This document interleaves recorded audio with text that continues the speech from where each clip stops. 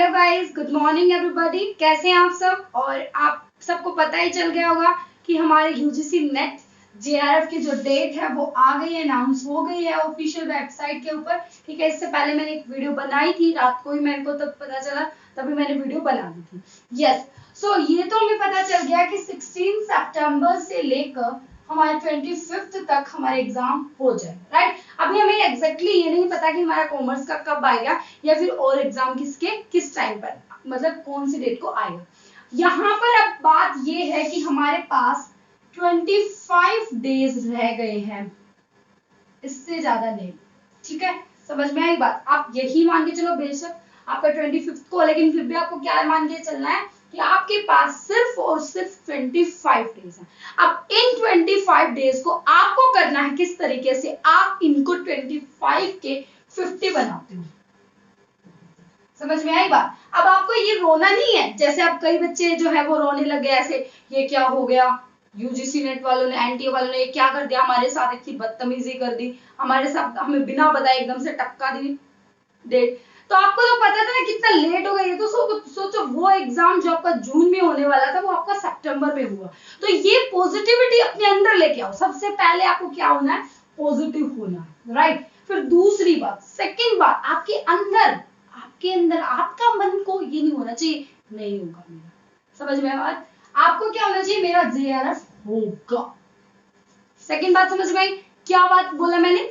पहली बात, पॉजिटिव रहो। हर चीज को, आपके सामने कोई भी नोटिफिकेशन है, कुछ भी, किसी भी तरीके का कुछ भी आ रहा है, चाहे वो आपके फेवर में है, आपको लगता है वो मेरे फेवर में है या नहीं, आपको क्या मानना है कि मेरे फेवर में है, ये मेरे लिए ही ऐसा हुआ, इसीलिए मेरे लिए क्या है, पॉजिटिव है। सेकंड बात, आपका मन तो एटलीस्ट ये माने कि आप जेआरएफ क्रैक करने वाले हो। जब आपका ही मन नहीं मान रहा तो एनटीए वाले कौन होते हैं आपको पास करने वाले? ठीक है, तो सेकंड मेन इंपॉर्टेंट बात ये है कि आपके दिमाग में ये होना चाहिए कि आपका जेआरएफ, जैसे मेरे दिमाग में सिर्फ ये था मुझे नेट क्लियर करना है, तो मेरा नेट ही हुआ। समझ में आई बात? अगर आपके दिमाग में ये है आपको जेआरएफ करना है तो आपका जेआरएफ होगा। आपके दिमाग में ये है कि आपको सिर्फ नेट करना है तो आपका नेट होगा।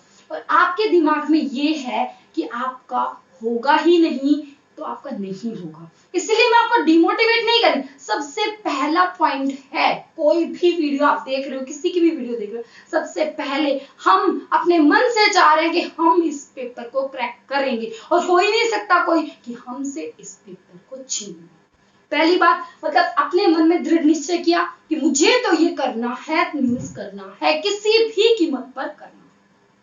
इतनी बात। अब सेकंड बात आती है, अब थर्ड नंबर पर बात आती है। थर्ड, अब क्या करें? अब हमें इतना तो पता चल गया कि हमने पॉजिटिविटी भी ले ली कि हाँ 16 सितंबर को एग्जाम होने वाला, हमारे लिए फायदेमंद। सेकंड, हमने अपने मन में भी डिसाइड कर लिया कि एकमात्र हमारे सामने ऑप्शन है कि मुझे जेआरएफ करना, सिर्फ मुझे जेआरएफ करना। दो बातें। तीसरी बात जो आती है ना, अब आती है आपकी प्लानिंग की। देखो, हमने 11th क्लास में, 12th क्लास में भी पढ़ा था कि प्लानिंग का मतलब क्या होता है, थिंकिंग बिफोर हैंड, कि कुछ करने से पहले आपको प्लान तो करना पड़ेगा। बट ये भी नहीं कि आप उस प्लानिंग में ही सारा समय खो दो, मीनिंग सारा टाइम उस प्लानिंग पर ही लगा दो। आप अपने फ्यूचर के बारे में, जो आपका भी दिखाई दे रहा है 26 सितंबर को जो चमकने वाला है, उसके बारे में सोचो ही ना। बस उसके बारे में सोच रहे हो, उससे रिलेटेड प्लानिंग कर रहे हो, करते रहो ना। अब क्या है, जो प्लानिंग आपने बना दोगे उसको इंप्लीमेंट करना। सबको ये बोल दो, आपके घर वाले या कुछ भी, सबको ये बोल दो कि अब ये 25 डेज है ना, मुझे चाहिए। ठीक है, मुझे चाहिए ये, मैं अपनी लाइफ को लिखने जा रहा हूँ या जा रही हूँ, जो भी है। ठीक है, मुझे ये चाहिए और मुझे क्रैक करना है। माय डियर फ्रेंड्स, आपको पता भी नहीं चलेगा ये 25 डेज कितने कम टाइम में खत्म हो जाएंगे। एंड मैं आपको बता रही हूँ कि आपको इतना फायदा होने वाला है, लेकिन अपने दिल में आपको ये मानना होगा कि मुझे करना है। समझ में आएगा? अब सेकंड बात ये आती है कि आप सोच रहे होगे हमारे पास टाइम नहीं है, हमारे पास ये प्रॉब्लम है, ये प्रॉब्लम, सारी प्रॉब्लम को साइड कर दो। सारी प्रॉब्लम छोटी है, जब आप पढ़ोगे ना तो आपके सामने सबसे बड़ी प्रॉब्लम आपकी पढ़ाई होनी चाहिए कि मुझे अपना ट्रैक करना है। समझ में आई बात? अब बात रही कि आपको स्ट्रैटेजी किस तरीके से बनानी, तो मैं तो ये बोलती हूँ कि आप अपने तरीके से स्ट्रैटेजी बनाइए। ठीक है, आप अपने तरीके से, आप अपने देखिए ना, आपने कितना कर लिया है, आपके सामने सिलेबस होगा। अब देखो, मान लीजिए 2 पेपर होंगे, ठीक है, दो पेपर है, एक फर्स्ट पेपर है और एक सेकंड पेपर है, राइट। आपको पता है फर्स्ट पेपर 50 मार्क्स का है एंड सेकंड पेपर जो है 50 क्वेश्चन आने वाले हैं 100 मार्क्स का है एंड सेकंड जो है उसमें 100 क्वेश्चन आने वाले हैं और 200 मार्क्स का, ये बात आपको पता है, राइट। आपको इनके सब्जेक्ट का भी पता है कि कौन कौन से सब्जेक्ट हैं। आपने अभी तक इतना भी देख लिया होगा कि कौन से सब्जेक्ट पर मेरी पकड़ है, कौन से पेपर में मेरी पकड़ नहीं है। अब बात आती है, देखो मेरी बात सुनो, दोनों पेपर के एक एक सब्जेक्ट, एटलीस्ट एक सब्जेक्ट ऐसा निकालो माय डियर फ्रेंड्स जो आपने अभी तक छुआ ना हो, जिसको आप डर रहे थे कि मुझे ये नहीं करना। फिर कई टीचर्स बोलते हैं कि जो अभी तक आपने नहीं छुआ ना उसको छुओ भी मत, उसको क्यों छू रहे हो। और मैं कहती हूँ माय डियर फ्रेंड्स, एक फर्स्ट पेपर में से ऐसा सब्जेक्ट निकालो और एक सेकंड पेपर में से ऐसा, आज ही अभी निकालो। निकाला, जैसे ही वो सब्जेक्ट आपने निकाला, अब मेन बात क्या आती है, ये जो सब्जेक्ट निकाला, मान लीजिए मैंने यहाँ पर हायर एजुकेशन निकाला, हायर एजुकेशन निकाली या फिर मैंने ईवीएस निकाली, इन दोनों में से मैंने एक को चूज कर लिया कि मेरे लिए मुश्किल है, मुझे ये नहीं आते, ठीक है। उधर से मैंने क्या ले लिया, उधर से क्या ले लिया, मान लीजिए उधर से एचआरएम ले लिया। अब हो सकता है कईयों का तो ये फेवरेट होगा, अब अपने अपने होंगे, ये बात कह रही हूँ, किसी का ये मुश्किल है, जैसे मेरे न्यूमेरिकल सब्जेक्ट मुझे बहुत अच्छे लगते हैं, थियोरेटिकल सब्जेक्ट थोड़ी सी कमी है, तो सबके अपने अपने हैं, तो आपने क्या निकाल लिया, ऐसा सब्जेक्ट निकालो दोनों पेपर में से एक एक सब्जेक्ट ऐसा निकालो कि जो आपने अभी तक छुआ भी नहीं है और ना ही आपको छूने का मन है। सिर्फ मैं बता रही हूँ, सिर्फ 30 मिनट डेली, 30 डेज, ठीक है, इसका मतलब 15 आवर आपने दिए, ऐसे ही 30 मिनट, 1 घंटा आपको देना है। अगर आप दे सकते हो तो एक एक घंटा दे दो, नहीं तो मैं तो कह रही हूँ 30 मिनट्स दो, 30 डेज, सॉरी 30 डेज तो क्यों, 25 डेज है,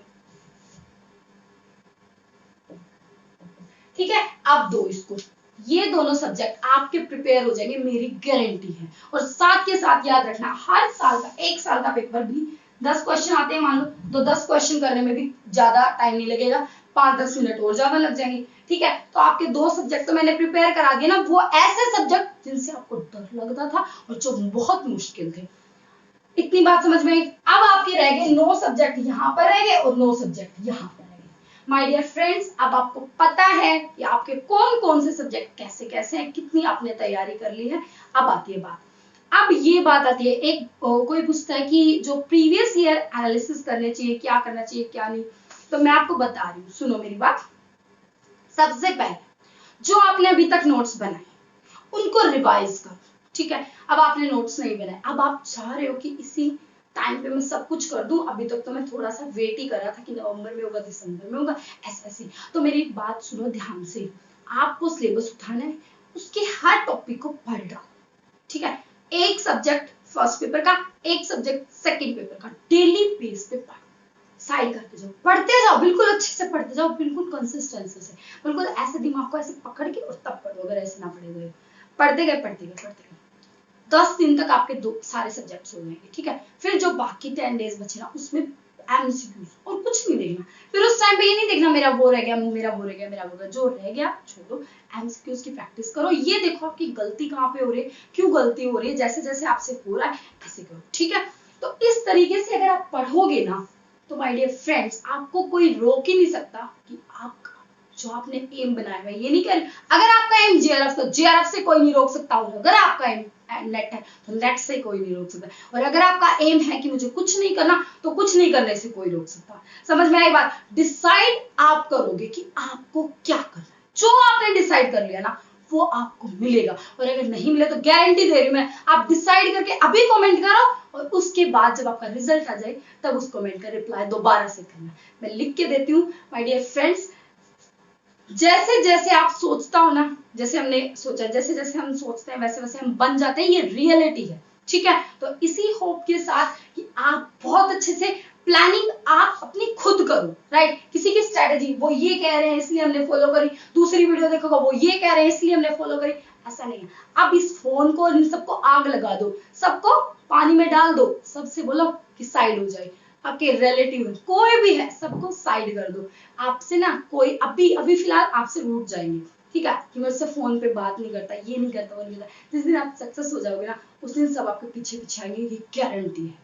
समझ में आई बात? अभी आपके फ्रेंड्स रूठे, आपके रिलेटिव रूठे, कोई भी रूठे, आपको कोई मतलब नहीं होना चाहिए। सिर्फ और सिर्फ आपको अपनी स्टडी से मतलब होना चाहिए और उस स्टडी पर दम लगा दो। तो my dear friends, JRF crack करके दिखा दो, ठीक है?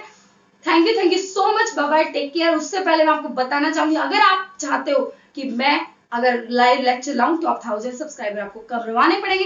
आप शेयर करो जल्दी से जल्दी, ताकि हमारे 1000 सब्सक्राइबर कंप्लीट हो। जैसे ही हो जाएंगे, जितना मुझसे होगा मैं आपके साथ हूं। मैं लाइव आके पूरी रात भी अगर लगनी पड़ेगी तो मैं लगाऊंगी, ठीक है? And thank you so much, bye bye, take care.